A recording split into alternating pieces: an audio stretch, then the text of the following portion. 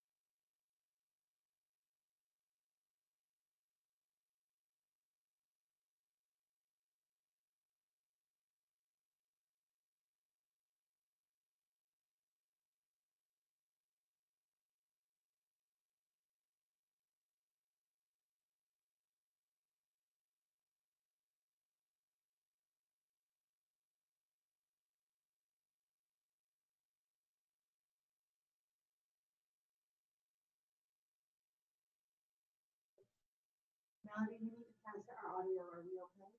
And then we go to James.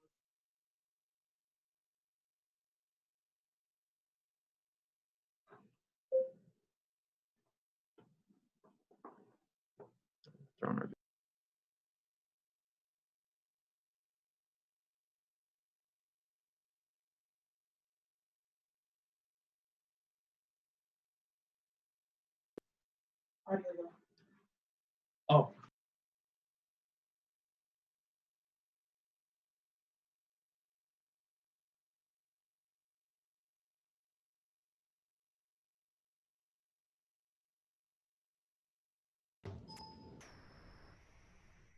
Hi, Melody. I just want to check our audio for Doug. Not too bad. How are you? Good. Perfect. Thank you.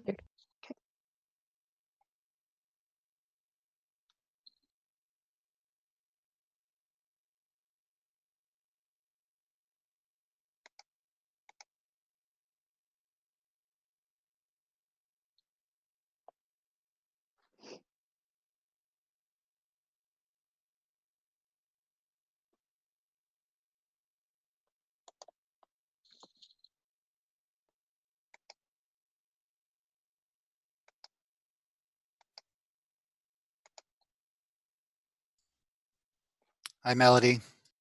Good morning.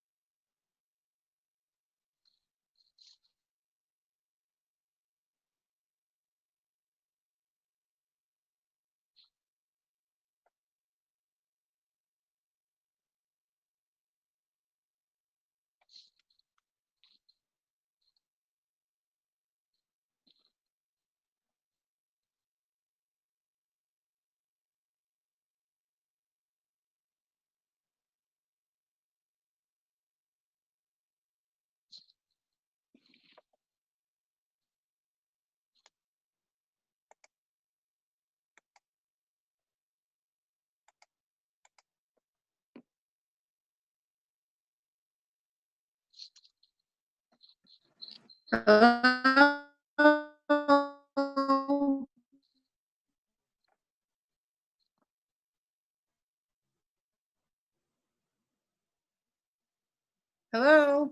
Good morning.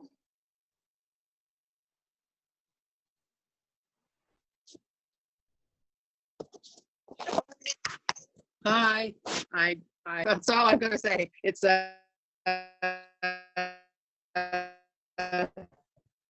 Chair, you might need pretty to turn off sketchy your here at video. the ward office. But hang on a minute. Does it sound weird? You might need to turn off your video at some point. You break up. Okay, I'll just leave it off then. That's better anyway. Thank you. Hi, Laura. Hi, Teresa. Everybody. Hi, Jeff. Hi, Glenn. Everybody is fully recovered from yesterday. Well, maybe not fully recovered, but hey, we're ready for new challenges. Just think of how exciting it's going to be to build this city in the next really short months. Hi, Alan, Tim. Hi. I don't know whether Scott's going to join us or not. He did ask me if he could be excused. So, but we do have quorum, right? You do. Good. Good. All right, is it 9:30? It is. It is. Do you have everything you need, Chair? Unless something surprises us, I'm not using my video because I'm at the Walter Baker at my ward office. First of all, as you know, I have problems in Barhaven just because, you know, we have 100,000 people in like one cell tower. But I actually at the Walter Baker have to use the library's Wi-Fi. In fact, if I have meetings here, people like sign in with their library card. It's awesome. Anyway, so welcome to the Planning Committee meeting of Thursday, May the 28th. This is a public meeting to consider the proposed comprehensive official plan and zoning bylaw amendments listed as items 1 to 4 on today's agenda.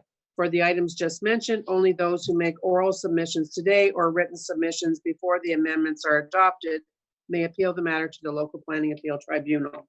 In addition, the applicant may appeal the matter to the local planning appeal tribunal if council does not adopt an amendment within 90 days of receipt of the application for zoning and 120 days for an official plan amendment. To submit written comments on these amendments prior to their consideration by City Council on June the 10th, please email or call the committee or council coordinator.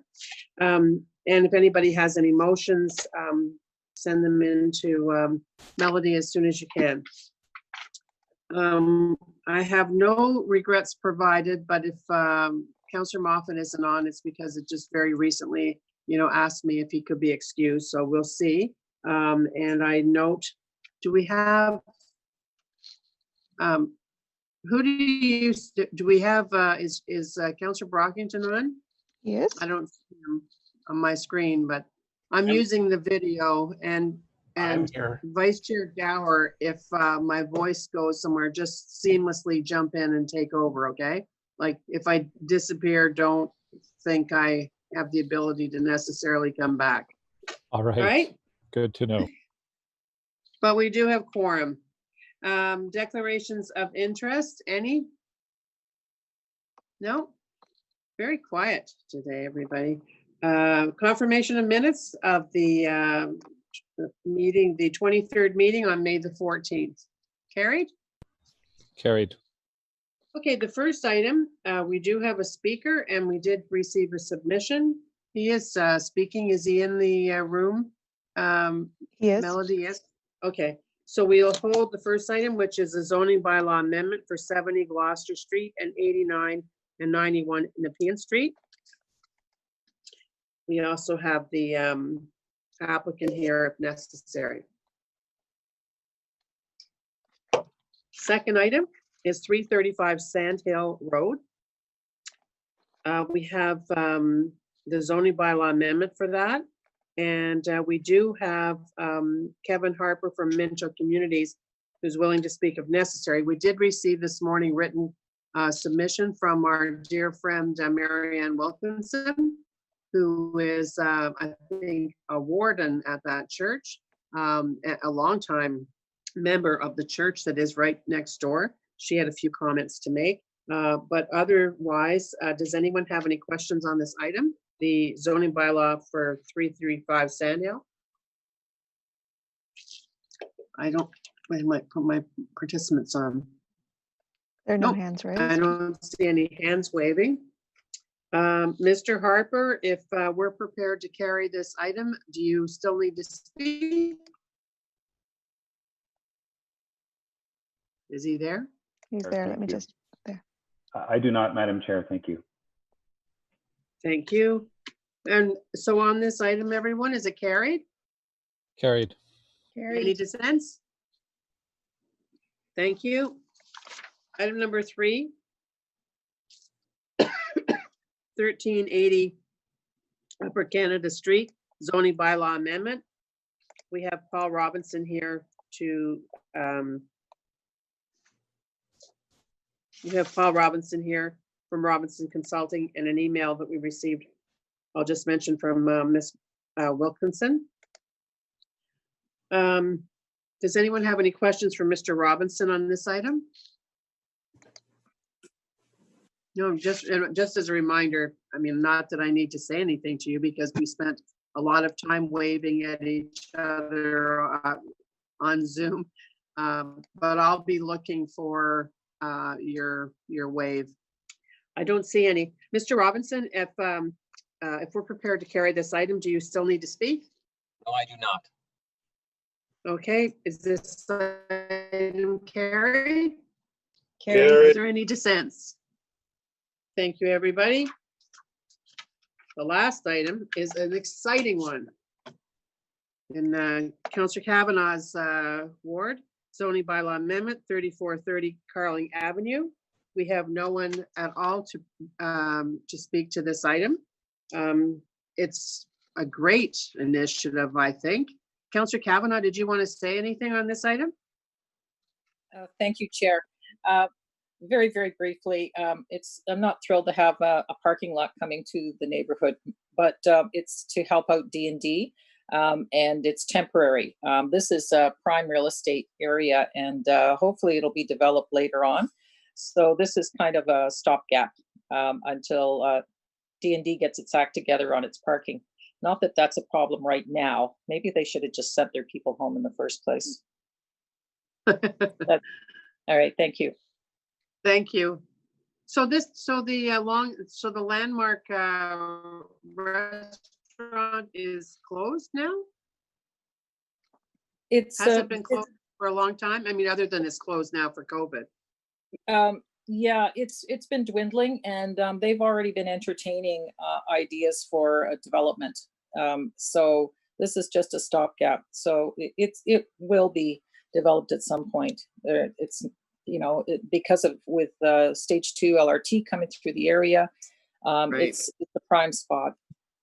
Oh, it's gorgeous. I can just imagine it would be gorgeous there. Okay, Thank you. So everyone, zoning bylaw amendment 3430 Carling Avenue is carried. Carried. Any dissents? Thank you. All right, so we will go back to item number 1, which is the zoning bylaw amendment 70 Gloucester Street and 89 and 91 Nepean Street. And we'll go right to our delegation, who is the president of Centertown Community Association, Sean Barber. Sean, are you there?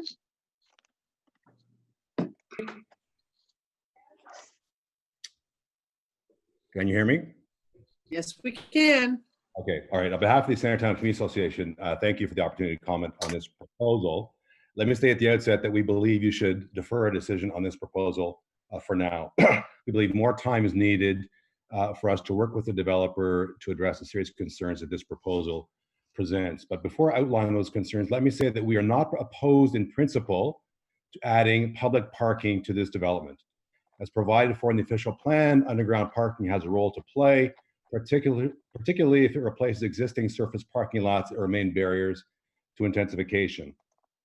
Last fall, when this proposal first came forward, we reached out to the developer in good faith and tried to engage in a dialogue about our concerns. On October 25th, we met with one of their staff and had what I thought was a cordial and productive discussion. However, our subsequent attempts to continue with the dialogue were rebuffed. What would this proposal allow? Essentially, there are 502 parking spaces available in this development, of which 249 will be allocated for residential parking. The proponent is seeking an open-ended designation to allow the remainder 253 parking spaces to be used for public parking. The bare minimum has been allocated for bicycle parking, and the site is a mere 500 meters, a 5-minute walk away from the Parliament LRT station. So that's potentially an additional 253 vehicles coming into and leaving every day the block bounded by O'Connor, Metcalfe, Nepean, and Gloucester Streets. So 253 vehicles. If you put those vehicles end to end, bumper to bumper, the line would stretch for over 1,100 meters. That's more than a kilometer. That's what we're talking about here. Now, let me briefly outline the 3 reasons why we believe a decision on this proposal, as it currently stands, should be deferred. First, safety. With intensification comes more people. With more people come more cars, and with more cars come greater safety risks. The transportation impact assessment accompanying the proposal shows conclusively in section 5 on page 23 that the 4 intersections that provide access to this site currently fail to meet the minimum pedestrian level of service target in the city's MLOS guidelines. The Nepean Street, Connor Street intersection is particularly dangerous and particularly notorious, and it's one I walk by every day. It's currently rated as F. The target is A. What will adding another 253 vehicles coming into this block mean for pedestrian and cyclist safety at this intersection? While the TIA report has an answer, quote, the intersection is anticipated to deteriorate further and continue to operate with a loss F. That's on page 23. What this means in practice is it will get more dangerous, more collisions, more injuries, and potentially fatalities. Remember, this is the developer's own consultant saying this. Surprisingly, the planning department's report to you is silent on this increased safety risk. Second, the magnitude of the proposal is not consistent with the 5 big moves vision for the future mobility in our city.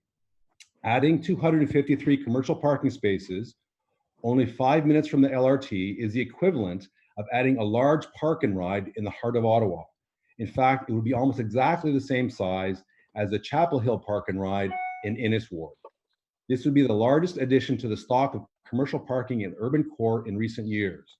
I want to underscore, we are not against cars, but why isn't there more bicycle parking or provision for shared car services like Virtue Car? Such a huge increase in commercial parking is not consistent with our current target for sustainable transportation mode share in the Transportation Master Plan, nor is it in the spirit of addressing the climate emergency this council has declared. Finally, there is a real possibility that the COVID-19 pandemic will forever change the way we work and, most importantly, where we work. Shopify, one of our largest employees in Centertown, has announced that it will shift to work from home. It will shift to a work from home model on a permanent basis. Others will surely follow. This could have an important impact on the demand for parking in future.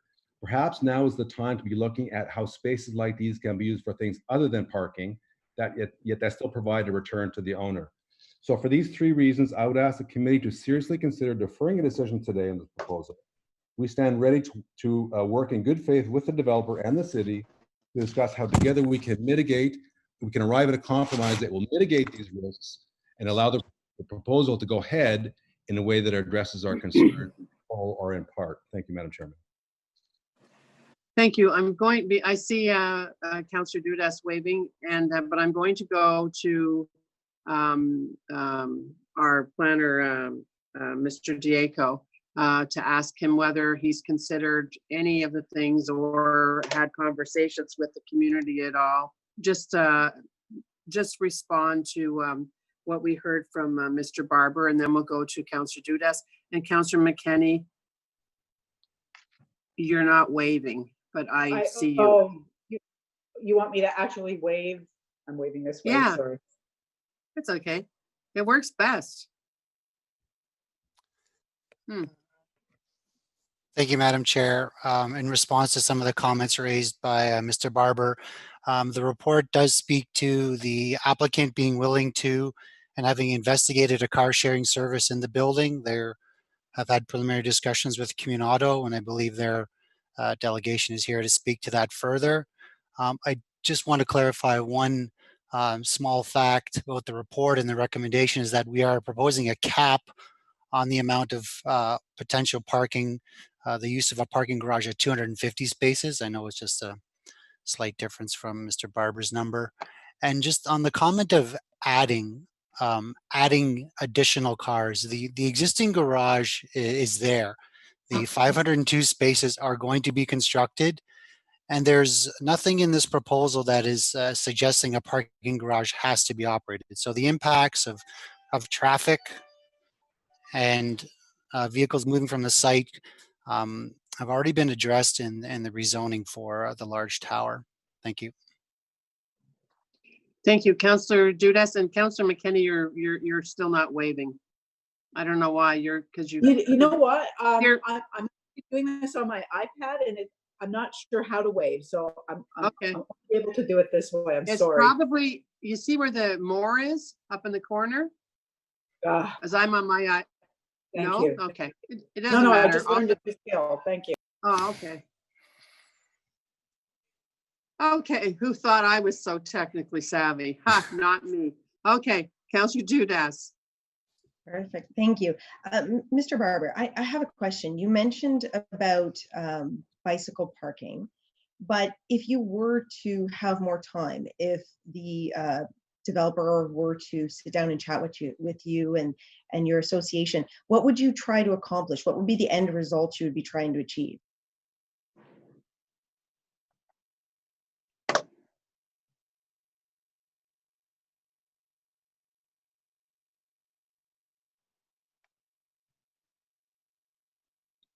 Mr. Barber, I think you are still on mute.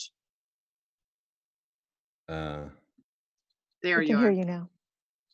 Can you hear me now? Yes? Okay, sorry. The current allocation for bike parking in the proposal is the bare minimum of 0.5 spaces per unit. We think that we can move that up to something closer to 1, perhaps we could split the difference to make it 0.75. But we think in this era of the mobility of the 5 big moves, the mobility vision, going with the bare minimum when it comes to bicycle parking and trying to encourage the cycling in our city is really not the right signal that we should be sending. So we think we should go beyond the minimum, and that means more than the 0.5 spaces per unit that's given in the proposal. So something more akin to 0.75 might be, or even 1 might be more appropriate, given the increased cycling that's happening in our city, given the investments that the city's been making in bike paths. So we think there's a lot of space for that. Let me just answer the question that the issue that the planner Diaco raised with respect to the cap. He said it's being capped at 250. In fact, the number of spaces left over is 253. So they're capping it at 250, which is leaving 3 spaces open, which really, for all intents and purposes, is no cap. So let's be clear about that. Thanks. And just a follow-up question, in addition to the cycling infrastructure and the bike spots, in terms of the ultimate number of parking spots and the public versus private aspect of it, are you looking to change that if you were to have more time, if you were to have a different working relationship with the developer where you could come to some kind of agreement? Well, let me say that we think 253. First of all, let me say that we said, and I said in my statement, that we're not opposed to a designation of a public parking garage in this development. The question is the scale and the number. We think 250 or 253 is far too much, particularly given the safety concerns that I outlined and that are outlined in the developer's own consultant's TA report.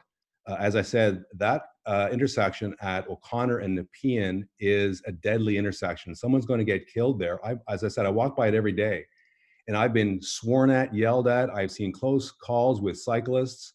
I've seen minor collisions happen. If we put another 253 vehicles coming through that intersection or in that area, something bad's going to happen. So I think we need to move down the number from 250 to something less than that, something considerably less.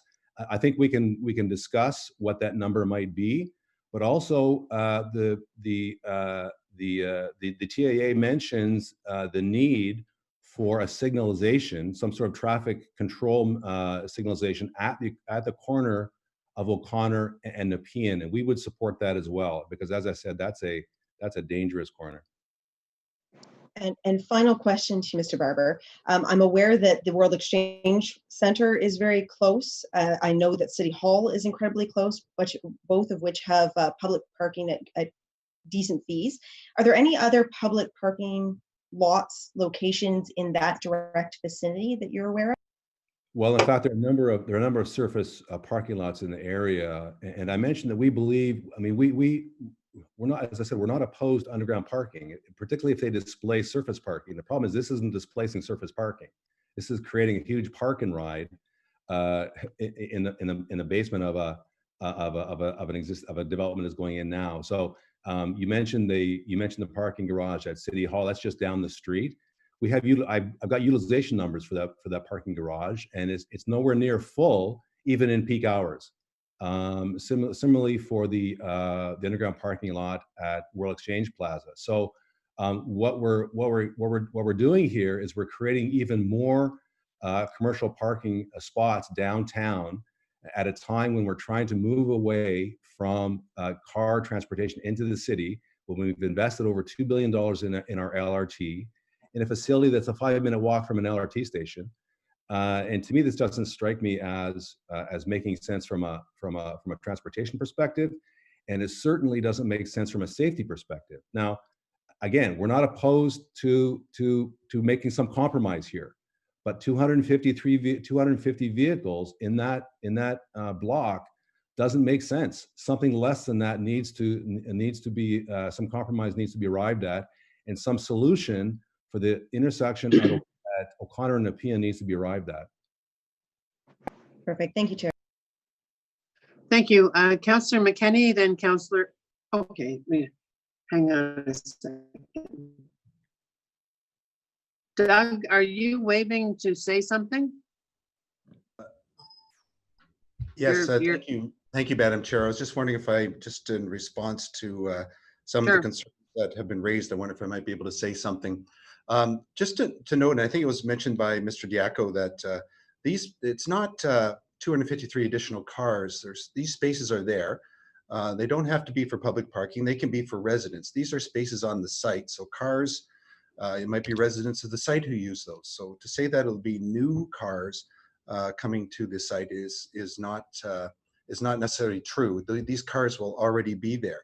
There's also, if you were actually to be on the north side of Gloucester, because that's the dividing line between Centertown and the central area, the MD zoning on the north side allows a parking garage. So every building there on the north side could have a parking garage. They're just asking for something that is similar, identical, just outside of the central area on the boundary with Centertown. And just to note that with public parking there, people who do come there, whether it be it might not necessarily be office workers, they could also be people who are visiting for the weekends or visiting to go to tourist attractions downtown. And with respect to public transit, and I think even Mr. Barber had mentioned that the official plan notes that we're to provide transportation modes for all citizens in different modes, including those related to cars. And the idea, and I think this was brought up previously, perhaps at another hearing, maybe but it was by Councillor Moffat, but the best way to get people out of their cars is to have an LRT system, which we're building, that provides convenient movement of people. And we are doing that. So it's sort of like if you build it, they will come. And so by providing a good LRT system, that's how you get ridership to increase. But we have to remember that we do have to try to meet the needs of all people with different modes of transportation. And it's our opinion that what's being proposed here is appropriate for the site. Thank you for that. So now I have Councillor McKenney, Councillor Brockington, and Councillor Hughley. Councillor McKenney. Thank you. Or did you want to wait? Do you want to go now? Or Yeah, maybe I should wait, and I will pose a question to the developer, and I can give my comments at that time. It's probably best. Thanks, Chair. Yeah, if that works out for you, then you can hear what everyone's saying. Councillor Brockington. And Madam Chair, my questions are for staff, so I'll pass on Mr. Barber. Okay, anyone else? Councillor Hubley, is it for staff or for Mr. Barber? Oh, for Mr. Barber, I'd like to clarify one thing that I thought I heard in his remarks. He said that the City Hall garage and the World Exchange garage are not full at peak periods. But pre-pandemic, any day we went to City Hall, it was full by 9, 10 o'clock in the morning at the latest. So I'm kind of surprised with that statement. So I'd like to get clarification as to why he said that. And the second question I have for him is around parking. How many additional bike spots is he looking for? Because I'm sympathetic to this request. So I'd like to hear from the developer after Mr. Barber says a number, how many spaces that would involve to convert to supply that bike space. Okay. Thank you.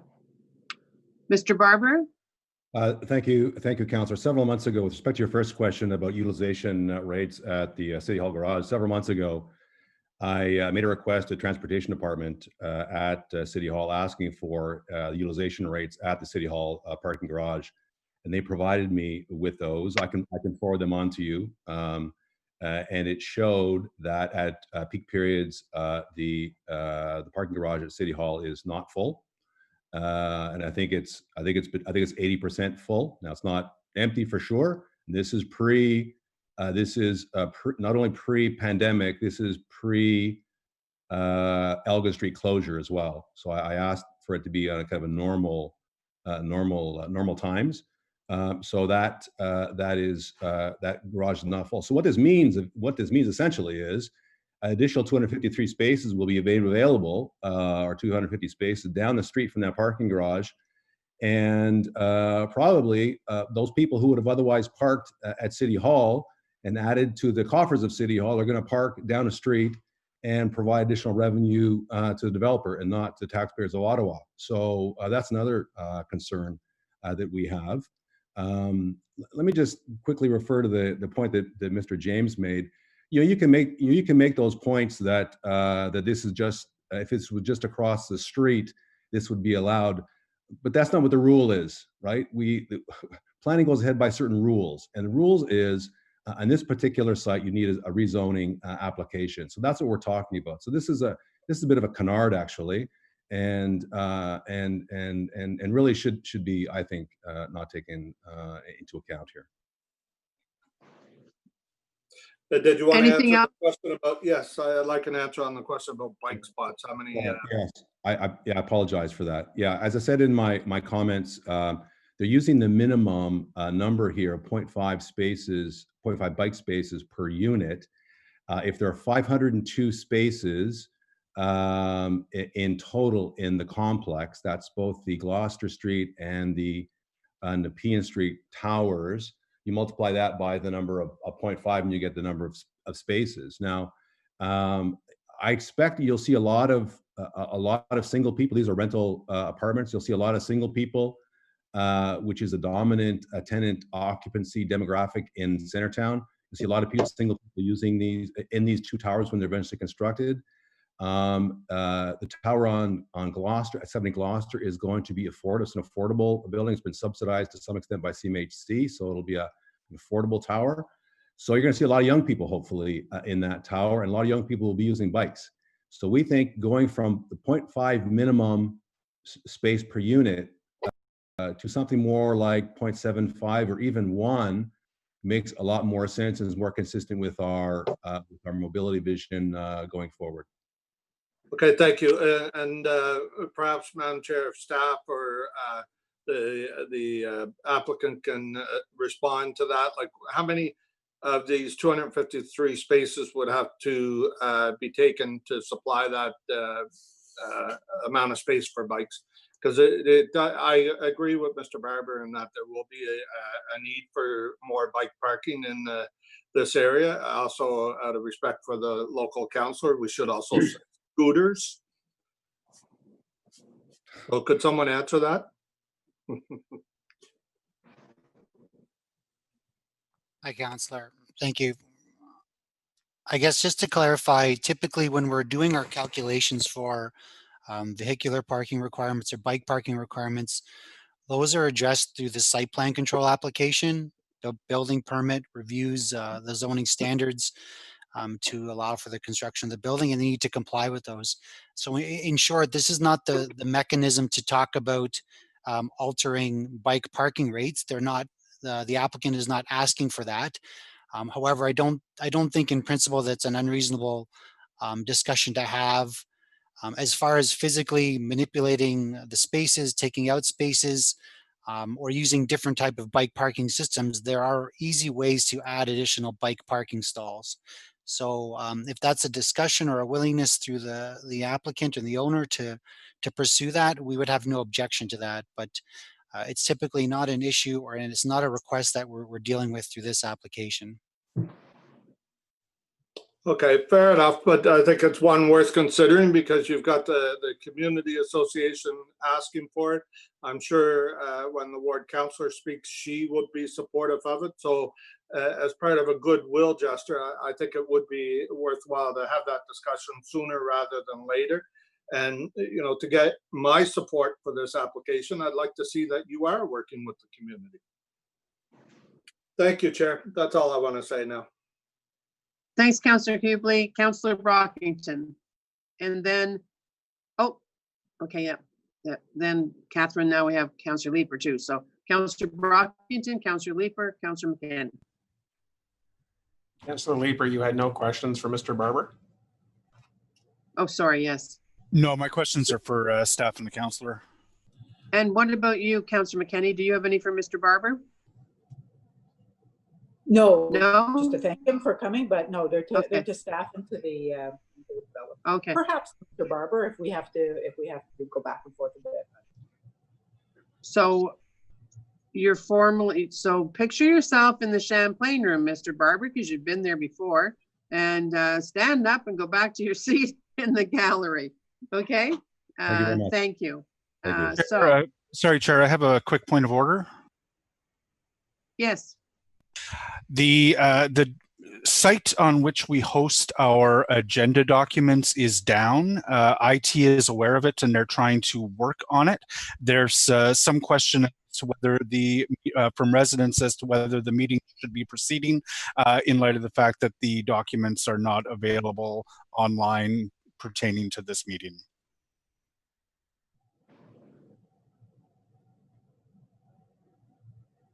You mean the YouTube isn't available, or the agenda site? Usual procedure of what normally. The agenda site, so Sire or PrimeGov, they're part of a broader connectivity issue that the city has at the moment. Yes, it's a bad time for us to be having that. Do you have any intel on that, Ms. Stephanie? Other than to say that IT are working on it, but if any resident needs a copy of any of the reports on this agenda, they can email me or committees@ottawa.ca and we'll get that out to them. Can they get it like now? Absolutely. But they just need to email me and we'll send it on. And they're still able to listen? Yes, YouTube is still up and running. Okay. All right. So thank you for that. Thank you for that, Councillor Leeper. I think that we go ahead. If anybody is on, and I have no idea how many people are watching, but if anyone wants to copy, we only have held this one item. So if they'd like a copy of the report to have before them, we can do that quickly, Miss Duffany. Yeah, as soon as we receive an email, we will send them the document they're requesting. Okay, let's go on. So let's go on to Councillor Brockington, and then we'll go to Councillor McKenney. Oh, sorry, Councillor Leeper after Councillor Brockington. So Councillor Brockington, and note to anyone who is watching on YouTube, if you would like to have a copy of the report, please do quickly go to our email which is Ms. Stephanie? You can email committees, committees @ottawa.ca, or myself, Melody, MELODY .duffenais @ottawa.ca. It's good we didn't have this issue at all when we were doing the marathon. Okay, Councillor Brockington. I'm still recovering from the marathon. Madam Chair, Mr. James talked about some of the history with the parking spaces. I just want to be crystal clear in my mind, because I'm not. How many parking spaces exist now? Like, talk to me about the current structure, the current number of spaces, and what we are going towards. Is it just a change of use through this amendment application, or is there a net increase that's going to happen? And Madam Chair, Mr. Diaco can correct me if I'm incorrect, but no, there's I believe it's a little over 502 spaces on site. It's in an underground parking garage. There's actually 2 towers being constructed, one on the Gloucester side and one on the Pean side. So it's just adding a new use that would allow other than people who live on that site or visitors to that site to also park underground in those spaces that will already exist. Okay. So, and I guess I'll hear from the local councillor about the objection, because if they already exist, I'm having trouble understanding where the opposition comes from.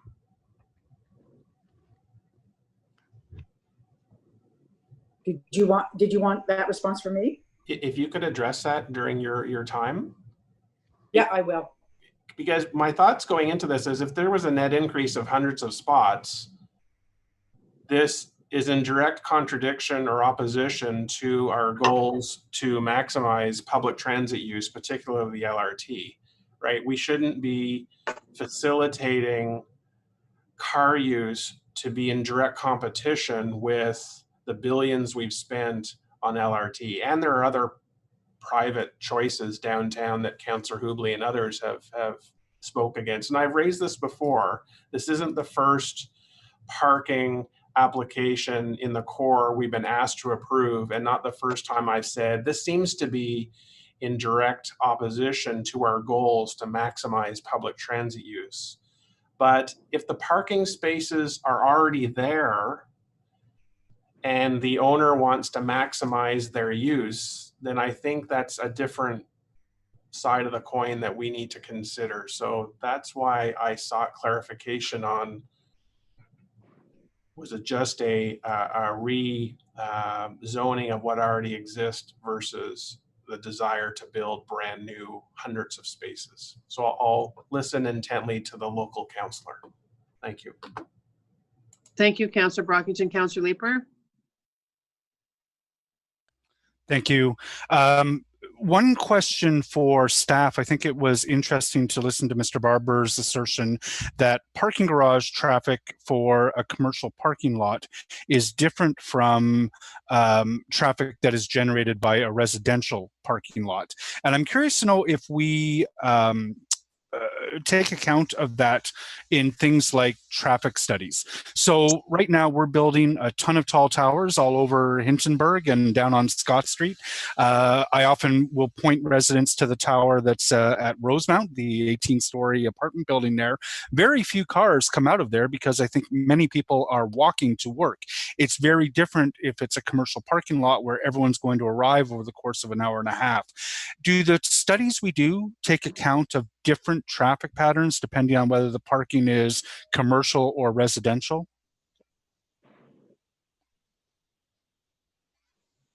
Hi, Councillor. Sorry. It's my understanding that the traffic study that's submitted did look at that, and that was the assessment that was made to try and understand in the existing 502 spaces, if X amount is now dedicated towards a public parking garage, what is the expected additional or change in movements in and out of the building versus a 502 space parking garage that is dedicated just for residents. I would agree with you that there most likely are differences in the two types of behavior. And the studies take account of that. Correct. Okay, no, it's an interesting question. I think I don't know if my questions are best directed to staff or to the Councillor McKenney, but I'm wondering or Councillor Leeper. I Yep. also will tell you, or to the applicant, we have Vincent Deneme and Greg Winters here. Okay. So you have that in intel as well. Yeah, I do want to throw it out that yesterday we took a really momentous decision that no matter how it turned out is going to result in much greater intensification right across the city. We have said that intensification cannot be car-centric. And I think we're all going to have to be very creative about how we make the level of intensification work. This parking garage, where they don't currently have permission to run a commercial car parking garage, would be a really interesting spot to try to come together with some sort of a partnership between the city and the developer in terms of piloting a commercial bike parking lot that has like a lot of commercial bike parking. I'm wondering, is the applicant open to trying something for a while? And for Councillor McKenney, are there Section 37 benefits that might be able to be poured into something like that? Okay, so that's quite a variety of questions. And, I feel like a little bit like in a shooting gallery as opposed to this kind of gallery, especially since I can't even turn on my own video. So I think that Mr. Winters, I see you sitting there patiently, and maybe you should just take a few notes on that. We're going to, when your time comes up, that we're going to allow you to speak to all of these suggestions and situations. Okay, I think so. So Councillor Leeper, bring that back up to Mr. Winter or Mr. Deneme when I come to them, because are you finished with your questions right now that I could go to, not Councillor McKenney yet. Councillor Gower would be next. And yeah, thank you, Chair. Okay, Councillor Gower. Thank you, Madam Chair. It's a question Mr. Barber brought up. Actually, hang on a second. I'm making a mistake here. Okay, I've lost my my way, which doesn't happen often, but we should not be going this way now because we did have a delegation. We have other delegations. I've got to go to the delegation next rather than have us go at this individually. Okay, so is Mr. Deneme here, or is it just you, Greg? I see you, so let's go to you. It's both of us, Madam Chair. We're both here on the line today. Okay, and so both of you turn your mics on, and then both of you can participate. And then we'll ask questions of these two delegations, and then we will go to, well, whoever has questions of them. Councillor Vice Chair Gower, you'll be the next one on the list. However, after we go through this process, does that sound good? All right, go ahead. Greg Winters, Novatech, and Vincent Deneme, Claridge. So, Madam Chair, I think I'm going to leave this to Vincent to talk first as the developer on this one, and maybe he can address some of the issues about the parking requirements and stuff. And then I can follow up if that's okay to kind of address some of the more policy-related issues and to discuss some of the comments that have been made that way. Yeah, we want to, I'm sure some people are going to have questions of both of you, so let's leave some time for that too. Go ahead, Vincent. Yeah, sorry, I cut out for a second there, but was the question regarding the paid bike parking pilot project? No, it's your this is your turn to have your presentation. If you were going to make one, I know that you were only going to speak if needed, but this has turned into more of a Cal surprise. You're needed, I think, than maybe what anybody anticipated. So have your say, and then for sure we're going to have some of the committee members that are going to want to ask some questions, I think. Right, so go ahead. So in 2011, when this was brought forward, it was a condo development where we see a lot more demand for resident parking. It has since been changed to what we talked about, an affordable housing rental project. Therefore, like the demand for parking is a lot lower. And also because of geotechnical considerations, we actually had to go five to 6 stories down. We had no choice. Therefore, we had to build the parking we have today, and we just want to use it to its full capacity and to stay flexible. So I think the 250 cap is leaving us to be flexible. That's the worst case scenario. I don't see it being used that much, but that's the cap that we've put on. Okay, Mr. Winters? So first off, I'm obviously here to support Claridge's development application, and as well as to support city staff in their report. I thought it was well written, and it's consistent with some of the other reports that we've seen coming forward recently for Gloucester Street and others.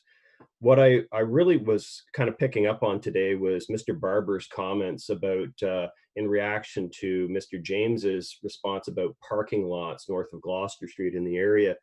And one of the things I saw was that he was reacting to Mr. James's comments that parking lots, well, that's not the area that it's permitted within. But however, we're being asked here to adjust our parking rates or our bicycle parkings based on rates that aren't in the zoning bylaw or within the policies. So I think it's really important here to recognize that this building was approved in 2011. Just as Mr. Diname has pointed out, that it's proceeded under that basis. They're providing a valuable form of housing that's going to be happening into that downtown core. The parking lot that was on the site has now been removed. It's a surface parking lot that's now being replaced by housing. Our rationale was full of examples of other parking lots in the Centertown community that equally should be removed in time and replaced with either housing or, as we heard over the last number of days with committee and council, that if intensification is going to occur, that there's going to be a requirement for locations to add more park, more services to benefit the communities. And we're seeing an opportunity here that whereas you got a developer that's providing housing and some additional parking because of circumstances that may or may not be beyond his control, we can take advantage of this, just as we were talking about pilot projects or something else, to provide that parking and get rid of those surface parking lots that are a blight. Councillor Leeper had this in his own ward on Scott Street, where he was dealing with a surface parking lot that was just a visual blight. And I would agree completely that these parking lots should disappear in time. It's just that the policies today don't support that goal. The policies that we're looking at for tomorrow, the ones that council just approved yesterday with the 5 big moves and the new official plan policies coming down, that's where we need to turn our attention and our energy towards, is changing the parking rates in the new zoning bylaw that falls out of that official plan policy environment to allow for more bicycle parking and to restrict cars. But it's not to turn back the clock to decisions that were made in 2011 or before from the developer to now retroactively say that he can't use parking lots in his parking garage. I just don't think that's where our energy should be devoted right now. I think council and staff are definitely heading in the right directions with, Mr. James was echoing my thoughts, is that we should be encouraging more development of LRT stations so that we can get people out of their cars. But the cars are there today. Like, the LRT system is not 100% built out yet. In the fullness of time, we're going to see this city turn into like other cities where we're going to have multiple lines of mass transit to the downtown core, which is going to provide that opportunity for people to get out of their cars. But that's not today. We can't flick a light switch and make that happen today. So I think council is taking the right direction and will continue to make that right direction with city staff's professional guidance to get us there, so that we become cities like, and I was Googling them last night, we've got, Madrid has 293 kilometers of light rail and mass transit. Oslo, 101 stations, 85 kilometers and 5 lanes of mass transit in the downtown core. Copenhagen, they have a metro and an S train system, 170 kilometers, 84 stations and 4 lines. These are all cities that I was Googling last night that are the cities that are all contemplating banning cars in their downtown core. So this is where we want to go. It's just not where we are today. And it's going to take significant public investment from all levels of government to get us that transportation system so that we can truly stop bringing cars downtown and make the city streets safe. Thank you. Now, who was, okay, so this is for questions of the applicant. Vice Chair, do you have questions of the applicant? I actually do have one quick question for the applicant. I'm just curious because we always talk about how is market demand for residential homes? How has the demand for parking shifted from people who are buying new homes downtown? Are you seeing through this development or through sales in this area, are you seeing less of a demand for parking from residents? Are you seeing, for example, residents who might have had 2 cars going to 1 or residents who might have had 1 going to 0? Is that part of the reason why there's perhaps less residential parking required in this particular garage? In the rental market for sure, but in the condo market, what we're seeing is still 1 to 2 cars per unit. I mean, we can't sell condo units without the parking stalls. The demand is there for sure, and they may sit in the garage all week until they want to go to Gatineau Park on the weekend, but the demand is definitely there. On the rental side, we see it a little less, that's for sure, and that's why we want to be flexible in our use here. Okay, thank you. Okay, anyone else have any questions of or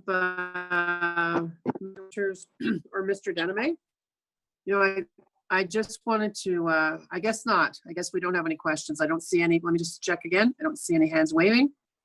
It's just interesting to have this discussion now after yesterday at council, we approved a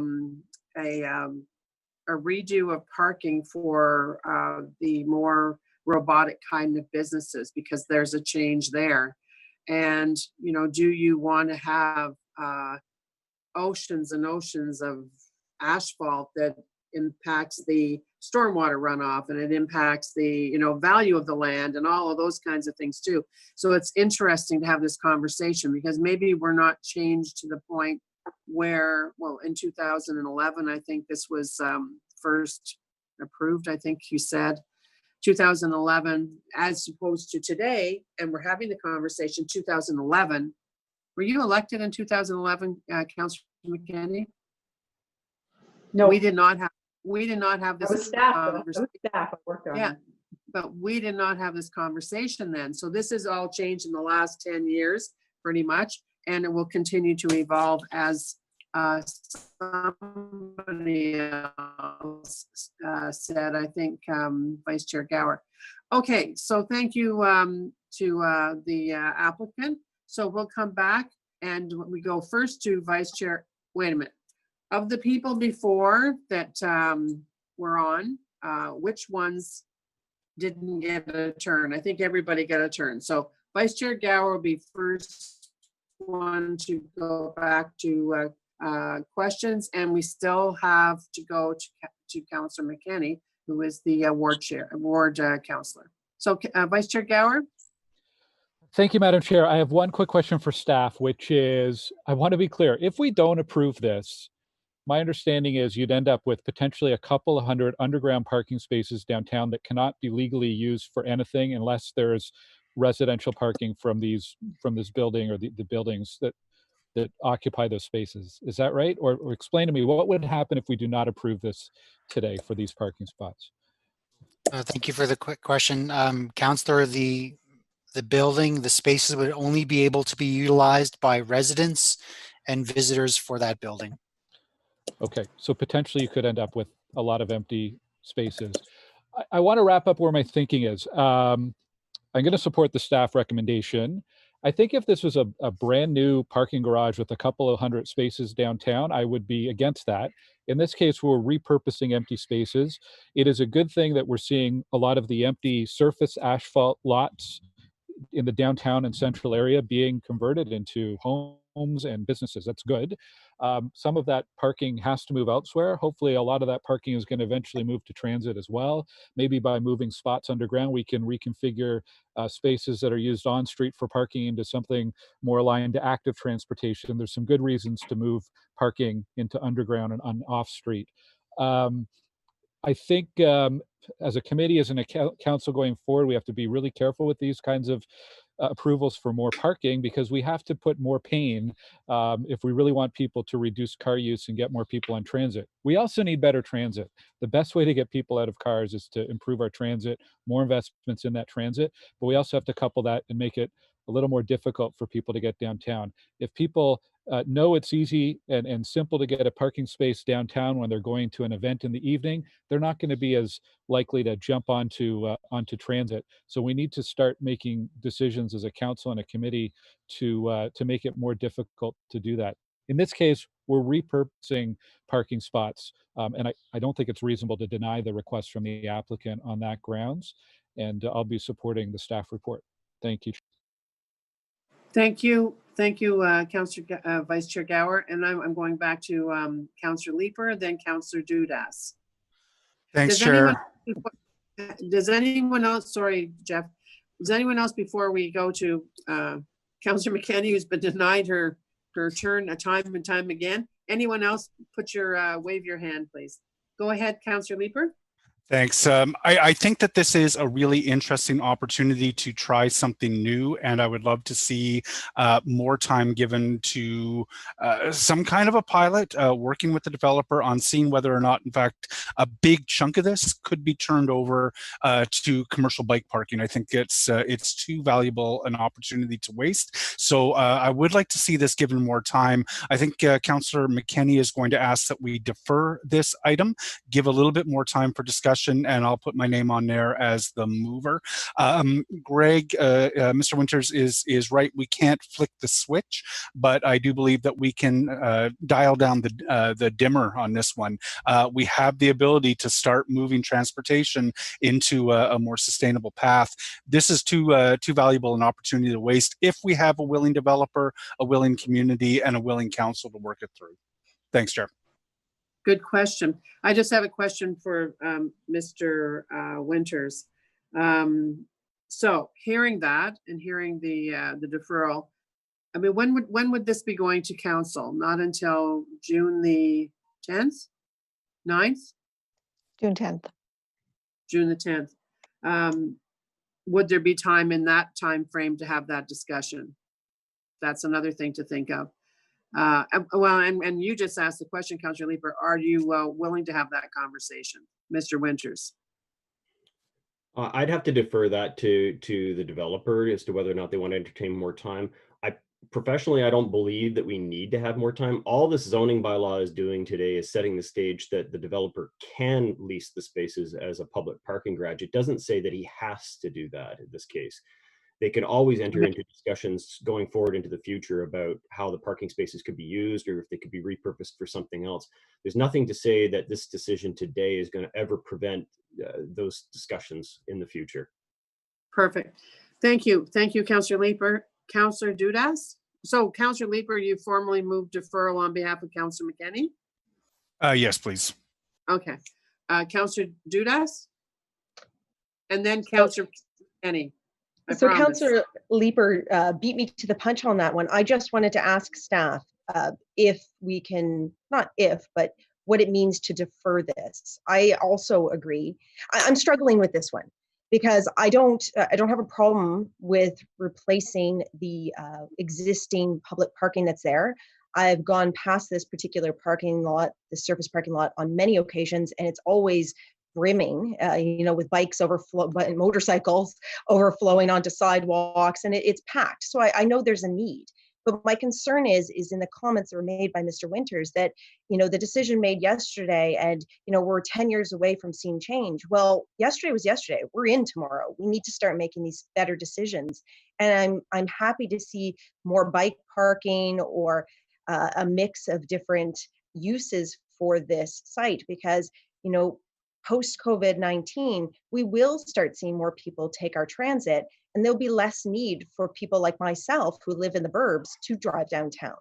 So I actually would like to see a stronger conversation between the ward councillor, the community association, and the developer to make sure we get to that point. And I'd be happy to support deferral to see that we get to that happy medium where we can get the parking, we can get the bike share, we can get the car sharing, and we have a real pride of place project that everybody can be proud of. So I guess my question is to staff, my long-winded question to staff is, what does it mean to defer this?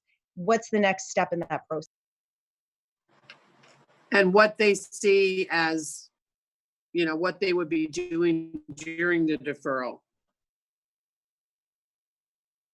Mr. James? Thank you, Madam Chair.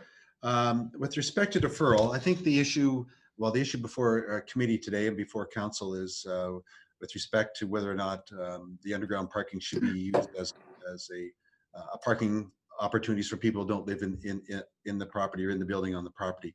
I'm not sure what deferral would actually achieve. It actually it'd be up to the applicant to decide, but I just can't see the need for a deferral for a commercial shared bike parking. It's not something that's really before the committee. It's something, it's completely outside of what the zoning is talking about here on the property. The applicant is providing enough parking for bicycles in accordance with the zoning bylaw, in accordance with what council has already said is adequate. They do have the opportunity to provide more on site if they so desire. They already have site plan control approval. But from a planning perspective, I can't see really a reason to defer this for something that's not really part of this zoning application. Okay. Councillor McKenney, it is finally you. Thank you. Thanks. Go Chair. ahead. Thanks, everyone. Thanks for the conversation. Thanks for Sean, Barbara. Thanks for coming out on this. This is, you know, it's that ongoing conversation of, you know, what's worse, a surface parking lot. Obviously, we need to rid ourselves of surface parking lots across the city, and having, you know, underground parking that serves residents is certainly better. Having housing is nobody's going to argue that that is not an, you know, exceptionally better use. But don't, you know, let's not forget, this actually is a brand new parking garage. This is not a garage that was built 20 years ago, that's seeing, you know, less use for residential parking, that's been converted to affordable. I can put that aside. This is not affordable housing in any manner, but it is a conversion from condo to apartment, and we need purpose-built rental, so that's a good thing. But in doing that, the minimum requirement for parking was decreased. People who live in the downtown who rent, for the most part, don't require much parking. Most people do actually live and work and go about their business in the downtown. We have those numbers and we know it. You know, yesterday, after months of difficult conversation, we did all agree on one thing, that we need to intensify our communities, and we need to build better communities. And today's the day. This is the day after, and 250 public parking spots will fill up. They will. And they will all be used. And the use is different. It is more frequent. It sets up more of a dangerous situation for pedestrians, for cyclists. It brings more cars into the downtown, and there's no need for it right now. And I think that, you know, we heard that we are going to, you know, that they are providing adequate bike parking. Well, today, May 28th, day after we need to do better than adequate. It's just a simple, a simple matter of fact that we can't continue to do things as we did. So what's happened here, it's just a bit of a pattern, and I raised it at last committee, but then it was only 28 spots, but this is 250. And this is a change in use. This didn't come before us. This was through site plan, because that conversation could have been different. We could have talked about what are the minimum requirements for parking. What are you going to do if you don't?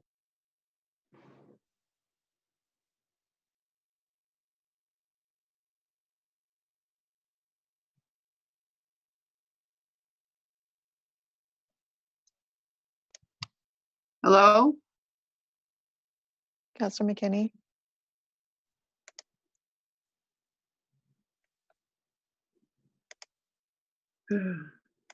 We seem to have lost her. Use transit, but at the very least, we cannot, allow for an enormous amount of new and this is new parking. This is not just replacing what was there. These are new spots, some of them not, but overall 502 spots, some for residential is required. It's above the minimum requirement. But we also, at this location, as Mr. Barber pointed out, the level of service for pedestrians is an F. And this is going to make it much, much more difficult to raise that to any acceptable level that we need in our downtown. So I'm asking for a deferral today, because I think that we can do better than adequate. And I don't believe that this is adequate. I don't think that this is what we envision when we talk about 15-minute neighborhoods, building smart cities, encouraging people to cycle and to walk. We've got a neighborhood here where the vast majority of people do cycle and they walk and they do the things that we encourage. And to put 250 new public parking spots at that location means that we are not benefiting those residents who we want to ask to do more of across the city. So I think at the very least we can go back. We can ask you to support the deferral that's in front of us, and hopefully the applicant, the developer, will come with some ideas. Certainly the community association has ideas. We can all sit down and at the very least bring that number down. I don't support any conversion. I don't support the change in use. That's not a surprise. I never have. But I think that in this case, before just granting a yes, send a message back to say, you know what, we can do better than adequate. Go back, work with the community that you're building in, and find a way of reducing those spots and doing something different. Thank you. Thank you. Vice Chair Gower, you have a question? Yes, thank you, Chair. It's for, I guess, for legal, because there was some original, reading the report, there was an original approval on this going back several years, I think to 2011. I like the idea that Councillor Leeper and Councillor McKinney have suggested, but I want to make sure, even if we're deferring it, does it do anything? Are we handcuffed from any previous decisions by Planning Committee about how this particular property was zoned? So, Mr. Mark, if you could comment on that. And you also had a question, I think, about whether a direction was enough. Well, yeah, I'll go to that in a second. Okay. Madam Chair, you have a rezoning request in front of you to allow a parking garage as an additional permitted use.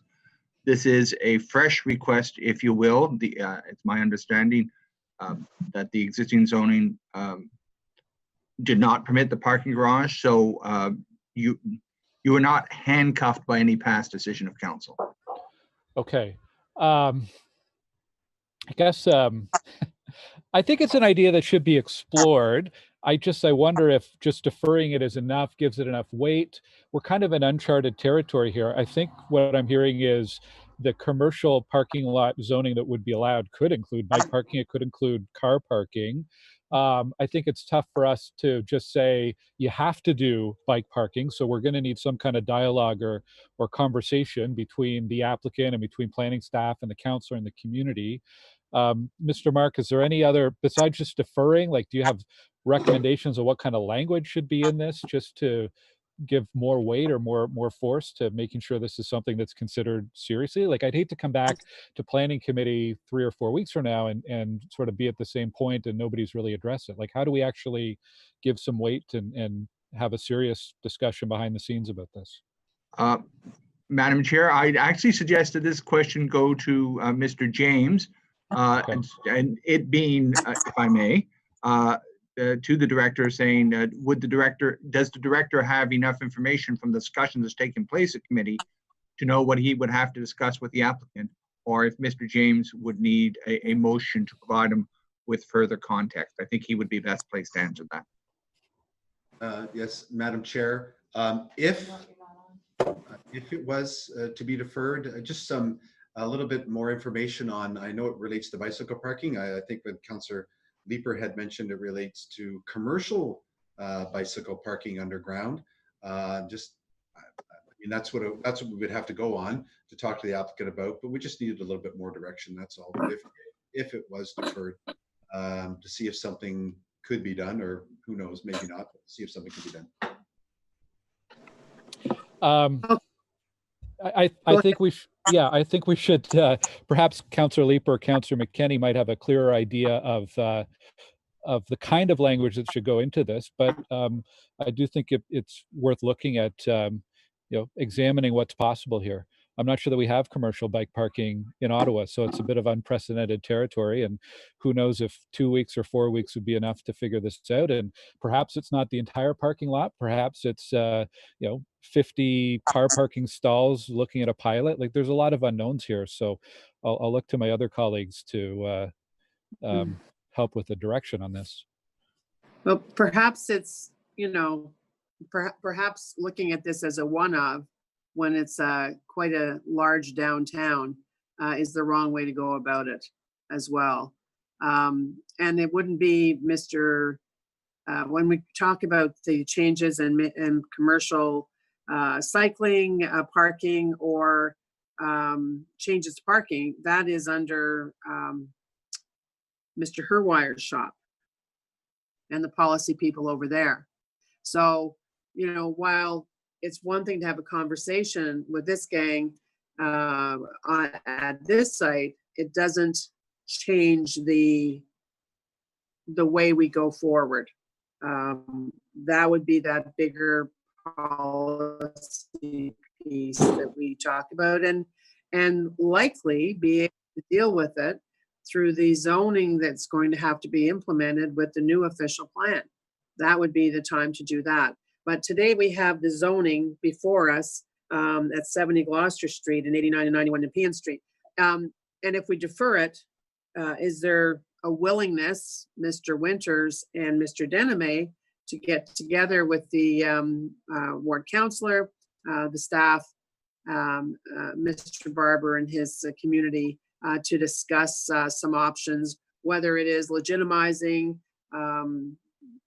cycling, whether it's looking at commercial cycling, whether it's looking at some kind of a split between, okay, we already have, like, this is already, we have this, it was approved in 2011, but how can we better serve today's times and actually be flexible enough for the future? Is there a willingness on your part? Madam Chair, there is willingness to continue those discussions. I don't, like you said, I don't think 2 weeks is going to be enough time. Like, I don't even think there's a mechanism in place to allow private pay bike parking. But these discussions can definitely be held in the next few weeks. The developer is definitely willing to discuss. Yeah. So with the deferral, we would like a date attached to it. So the deferral today is the 28th. How about the June 25th meeting? I'm going to get rid of my little participant list because I can only see your chin, Councillor McKenney. Sorry, yes, June 25th, I think would give us enough time to sit down and have those discussions. And I thank the developer for being at least open to having that discussion to see where we can come to in terms of, you know, a better use for this space. Perfect. And you know, Mr. Winters and Mr. Dinniman, you never know. We could be on to something that is, you know, unique, right? Yeah. On day one of the new direction of finally an official plan. Okay, are we good? I'll put my little, yeah, that's it. Okay, so we have a deferral motion moved by Councillor Leeper on behalf of Councillor McKenney. We'll go with yeas and nays. So Councillor Dudas? Yes, I support this. Councillor Tierney? Yes. And the motion is till June the 25th, Planning Committee. Councillor Leeper? Yes. Councillor Brockington? Yes. Councillor Moffat? Councillor Hubley? Yes. Yes. Oh, Councillor Moffat, you're here? Thank you. I've been here the whole time. A lot quieter than you were yesterday. That's why I didn't know. Oh, there you are with the kids. Councillor Hubley and Vice Chair Gower? Yes. And myself, yes. So let's see what comes from this. And listen, former Vice Chair Tierney, Councillor Tierney, keep a close eye on this because this could be something in your new role as the Chair of Transportation, right?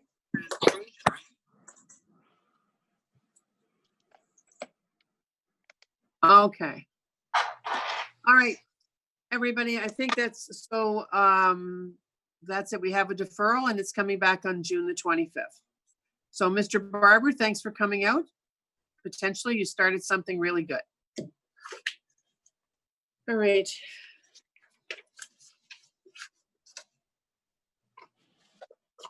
So do we have any notices of motion?